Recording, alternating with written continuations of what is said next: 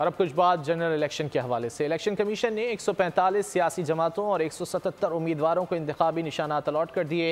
Election commission of Pakistan ने सियासी जमातों के इंतखाबी निशानात की तफसील आरओज़ को भिजवा दी। पाकिस्तान तहरीक इंसाफ का इंतखाबी निशान रिटर्निंग अफसरान को नहीं भिजवाया गया।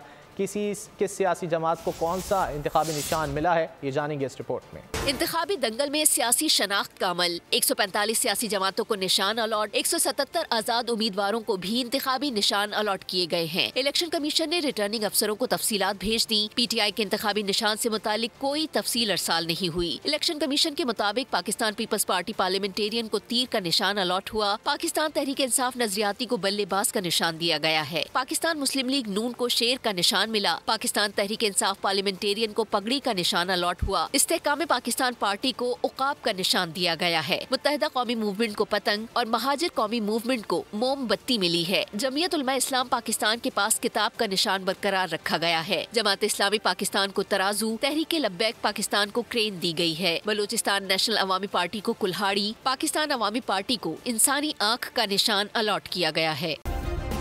सब्सक्राइब करें और बेल दबाएं ताकि कोई खबर रह न जाए।